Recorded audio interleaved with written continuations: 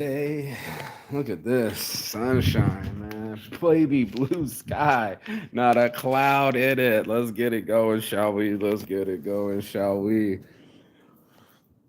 Boom, baby, boom. Rise and shine. It's your morning motivation time. I'm your host with the most, Mark Saint. I'm in the garage getting my smoke on. Yesterday's frisbee activity, so I'm gonna stay in the pulling up leg, getting old, about to be 43 next month, yo. Who said that? Who said that? On the 21st of April, baby. First of the Tauruses to light it off. You already know. Shout out to Print an Hour. You know, the vehicle rolled all the way to Arizona yesterday. Got to see the chick, got to see the homie. Got to play some frisbee. And any day you touch the frisbee is a good day. And that's why I was saying today we're going to talk about that attitude again, you know, because it's all about attitude, man. I'm looking upon it. Upon further review, this chick wasn't meant for me. I have to tell you the truth. You know, Miss Can I Finish is finished. You know, I don't talk to strangers that way. I'm usually arguing, and maybe people don't feel heard, or maybe they don't feel loved. You know what I'm saying? But if you got to take control of the conversation, if you got to interrupt people with an interruption, you're being rude. And I had the time, but the vibe was not what I thought it was. My love interest was not even a like interest. I fell in like, and now I'm out of like. You know, it's one of those things where I don't want to be rude to nobody, but, you know, I'm not rude to people. So I expect them not to be rude back to me. And maybe she thought she was establishing dominance. Maybe she thought she could interrupt me like that. Maybe she thought that by winning the argument, she was losing the war. And I've done that many times myself, where I thought I was so clever that I could keep using my words to outtalk what the person was feeling. Turns out they're not even hearing. All they're doing is feeling. So it didn't matter what I said or how I said it. If I was putting it out there and the energy wasn't right, that's what was happening. It went to the wrong. Still mentioning drinking. I'm good on it. I don't know how many people I hope that a sober St. Patrick to a truth. You know, there's things that we accept and they will continue, you know, and then there's things that we detest and it'll stop. And if you really detested eating spinach or detested clear blue cheese dressing, it'll stop. But if you still get a buzz from it, that's the whole point of what I wrote in that book. It's like the reinforcement. You know, people always just kind of just told you positive things. Holy shit, I just stretch out. Ooh, these hamstrings. Not even the hamstrings, it's the glutes, bro. It's one of those where all of us need something in our lives to be better human beings, you know? And that's something that I really, really appreciate about life, you know, is when you have it like that, you're out there in the real world and making things happen, you are in your own essence creating your future, right? You're putting energy behind the things that you know will grow. And I'm watching other people like use milk jugs and cut them in half and put the dirt in the bottom little holes and, you know, kind of a pre what do they call it, you know, pre greenhouse to get a jump on spring. Give your plants that kind of time and energy, humidity, and love to grow. That's what you want to grow. Whatever you putting energy behind is what you want to grow. And some of this open mindset is people that don't want to grow. They just want to be grown already. They want it to just appear and it be flawless and have to not have no work in it whatsoever. And that's a tough thing for me. My friend was like, "You got to go show up." I'm like, "It's already a no." This chick's like, "Can I finish?" And I'm like, "You are finished." As soon as you're like, "Can I finish?" You're finished. And I'm over here going like, "Really, chick? For 5 hours, come to your ass. You're gonna be like that?" How many times have we done that? Try to connect, connection. Well, you're not gonna force connection, but you don't have to force energy either. Wherever it flows, it goes. here to put energy, feel energy, get energy, have energy, transpire. Right? When you're there and you're going like, I had energy for something.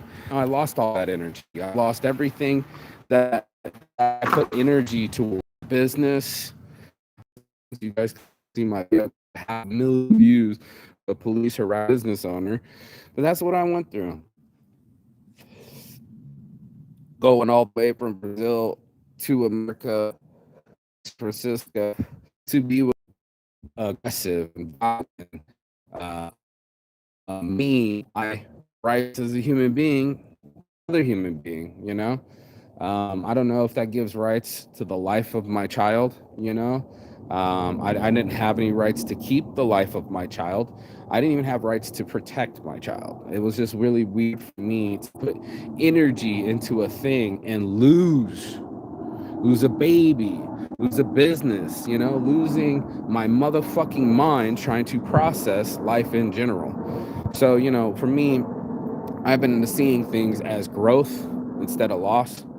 That's been a huge shift because of that book. You know, you already know mindset's everything. I don't have to go on a diatribe of fucking the same fucking cliches that everybody else is using. I'm using the actual process. And when it doesn't go right and it goes left, what do you do? You know what I mean? That's the ultimate decision this chick's making on the ballet. I don't know if anybody's watching last week, but like the ballet dancers, it's not the ones that are always doing good and only work good when you're praised. Great, you're wonderful, you're beautiful, you're fabulous. Right, bitch? How about the chick that gets up after she's done sucking? How about she get mad at it, punches the ground, punches the fucking whole little being of everything? You know how many people do that?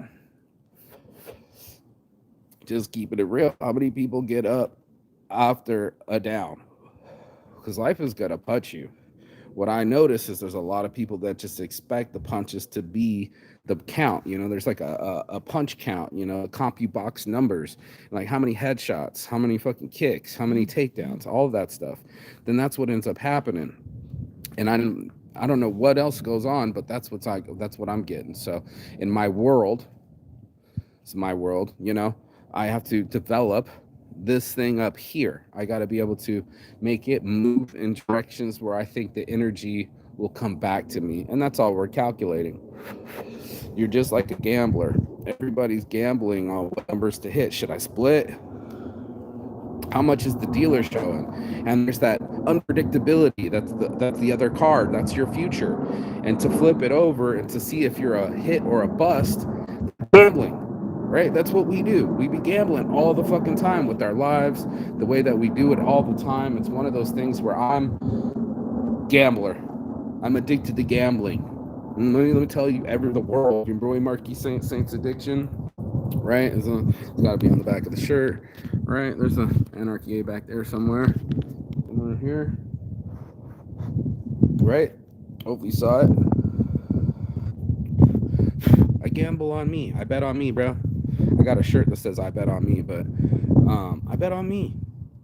You know, like I bet on me because I'm the one that has more influence into the cards than some random shuffle deck of one deck fucking 21 and trying to beat odds and say, oh well, they're showing a 3. Maybe it's 10. Maybe I assume that life is going to be wrong. I'm gonna assume that the dealer's gonna bust. I'm gonna assume that I'm going to bust.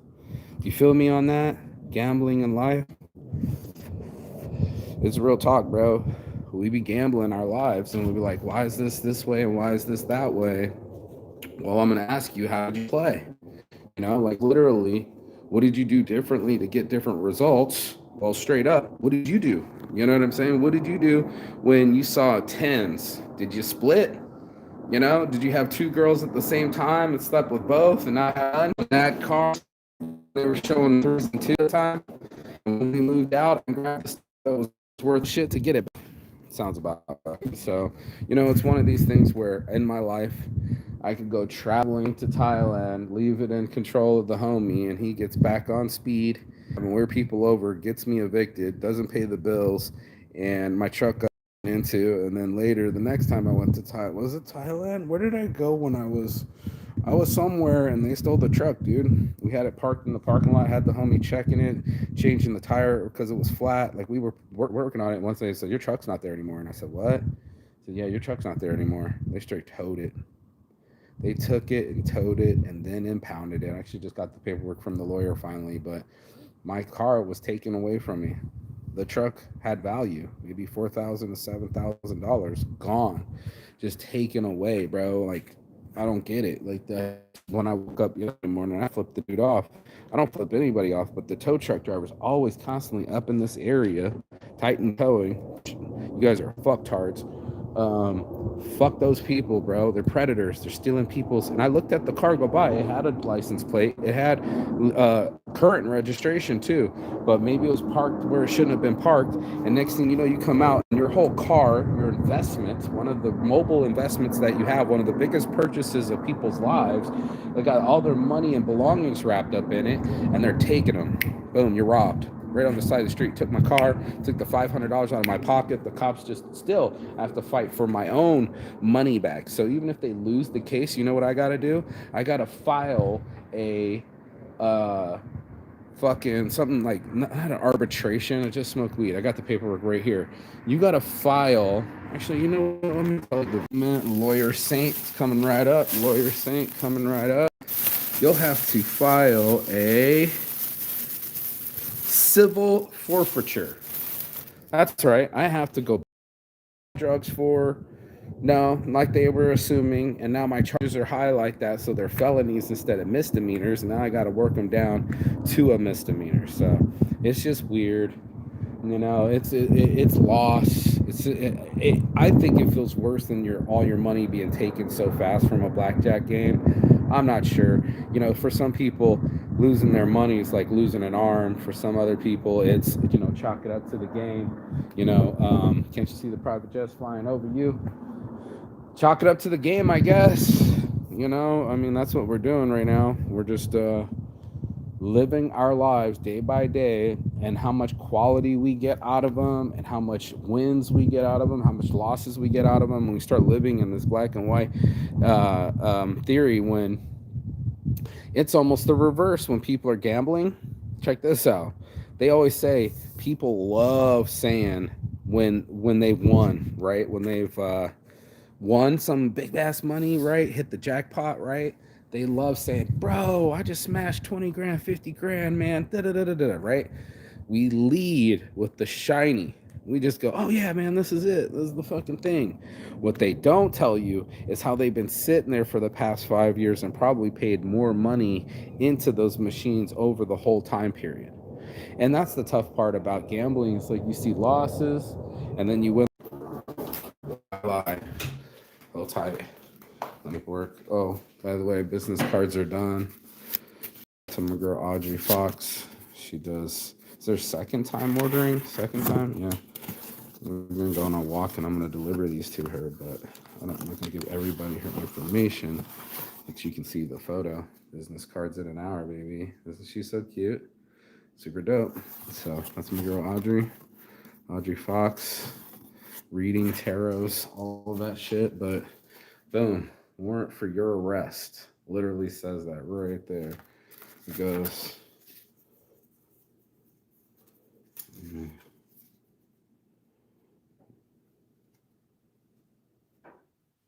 A warrant for your arrest right by my fingers. A warrant for your arrest has been issued. Now, I don't have any new warrants in Henderson, being real. Don't have anything to do with them. They're a bunch of assholes. They're one of the notorious, let me take your truck. Took the truck, arrested me, let me out, and then put a warrant after me. All they want is the fees.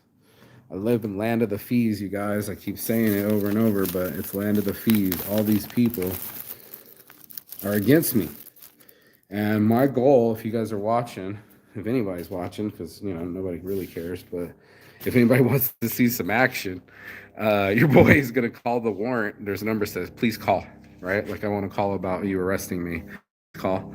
And I'm going to call him, and I'm going to be like, bro, you came all the way to my mom's house to serve me a warrant for a traffic ticket from 5 years ago that no one seemed to care. When I was in jail, they had the paperwork. It said Henderson and Pahrump, or Nye County, and on Friday the 13th of January, came down. Such a bad luck. Waited to the last minute. They overstayed me 3 days on a courtesy hold. They courtesy hold me for the other jail to come pick me up. They waited all 3 days. Hear me out now. 3 days to come get me on Friday the 13th on 5 o'clock, like right at the last minute. The guy was going to let me out. They come all the way down for Pahrump to pick me up, to take me all the way to Pahrump to let me out 3 days later on my own reconnaissance. Here's the fucked up part. I still have court case with this. I'm still getting sentencing. I'm still dealing with these people. That's a fact. So I'm just living in a world where I've been federally arrested off of an airplane because of my registration. I've been transported to 3 different jails because of my transportation. More to the point, they want to come serve this stupid piece of shit warrant to my mom's house, scaring her half to death. But they didn't want to. You guys can call the number if you want. We can all prank call them. I don't give a fuck. Call these people. 702-423-6207. Call the marshals. Ask them, have you seen me? You know what I'm saying? Like, for reals. Because next week, I'm traveling to England. And I'm going to call him from the thing. Oh, let me finish that thought, by the way. When I was in there, it said Henderson. But guess who didn't come pick me up for my jail sentence to Henderson? Henderson. Overstuffed. Don't have time for stupid shit. I have time for stupid shit. Like, how do you have the time to hire a marshal to climb 3 flights of stairs to serve this to my mom?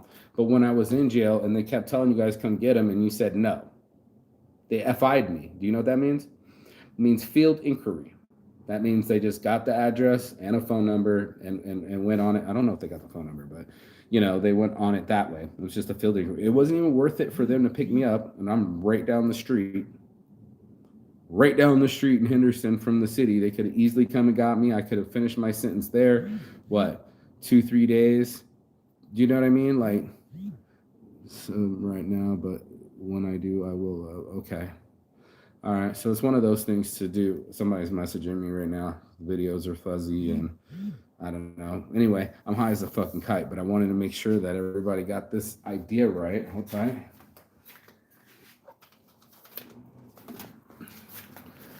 That you can fix your mindset. I have felt so much better after this book because now I'm not a loser anymore. I'm a learner. And I'm learning, I'm learning by trying. I'm learning by growing. I'm learning by changing. I keep on doing things that I wouldn't normally do, Wouldn't normally do that. Good morning, brother. Good. So it's just one of those things where it was something that I've been learning, and I'm sharing this book. I'm going to finish it before I leave. I'm going to finish packing. I got this whole car to fucking get empty. That's my goal today. I've been doing all my goals daily. Went all the way to Arizona, and dumbass Hamilton fucking... I have to say that, bro, because homeboy forgot that he switched titles in Nevada. I drove 5 hours and waited, not too long, but I had to wait in line for the and fill out paperwork. And who likes the DMV? I hate the DMV. And I went through the DMV process to find out in 5 minutes that this car's been titled last time in Nevada. Hamilton. Fuck, bro. You could have told me you did that, bro. I got a receipt for $75 in here saying you did, but I'm going all the way down to Arizona just to get a fucking title. And I end up for $4. I called them 4 different times, gave them the VIN number every time. And not once did someone say, sorry, sir, the last time this vehicle's been titled, it's been titled in Nevada. It could have saved me a trip. But I think I had to take that trip. I had to take that trip to meet this chick, to practice my skill sets, new skill sets. For me, the old me would have told her off, would have been like, yeah, we're finished. And I would have said something smart ass, but I patiently listened to the person. And it's hard to listen to someone when you're focused on what the last thing that they said. But, to let people feel that they are listened to. Something that I never had the skill set before, right? Again, mindset. Never had the mindset to let other people feel like they were being listened to. Feel, mind you. It's probably an act because you're probably having thoughts while they're talking, just like I do and everyone else does. But to minimize that chatter and more focus on what they're saying, I try to look at their lips. I like to look at their eyes, but giving yourself a chance to be like, what is this person really trying to say? Instead of, I feel what they're saying, I'm hearing what they're saying, and I'm looking at their body language. A lot of the times we're making those decisions based off of that. We're just doing like, well, their arms were crossed, or I didn't like their tone, or you know what I'm saying? Like you end up losing the words. I don't know. Okay, you can read, or you can concentrate. I've been really concentrating when I read this book. I'm actually not just my eyes know how to read and I know what the word is and I'm putting it in a sentence and I'm just skimming to just say that's the word, that's the word, that's the word, or I understood the sentence that I just read. Right.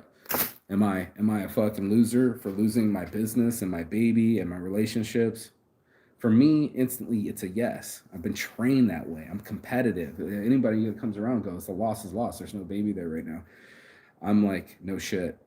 But there's also me still existing, still alive with a heart and heart pains. I'm like, what am I doing with my life? Like, can I train myself, right? Give myself my own mindset to give myself an opportunity for new chance at love, new chance to practice with the opposite sex, interact, approach, set up dates. It's all practice. It's all being on the practice field so I can be ready for real game day. It's on the job training, dude. And a lot of that OJT, it's right there for all of us, but most people are going to say, "Well, I don't know anything about it and I quit." Trust and believe. 5 hours driving, most of my head was on some quit. Like I could skip it. I could miss it. I don't have to buy somebody lunch. I could save my money. It'd be good for my gas money to get back. All I'm really going to do is to get my title. But my buddy said something that was clear to me. He said, "You don't know if you don't go." It sounds like such a cliche or something he made off the cuff of his sleeve. If you don't know, if you won't know if you don't go. Okay, there it is. There's our pre-prescribed thoughts saying that this is the way it's going to be because we think it's going to be that way or feel it's going to be a certain way. And then there's actually showing up and putting some energy into it, going through the experiment and being able to ring that on in. So all of this stuff is going down. Please like, share, subscribe, comment below. But I'm gonna go call the marshal. This will get 500,000 views. It's gonna go viral. But I'm gonna pretend like I'm gonna show up and turn myself in when I'm really flying out.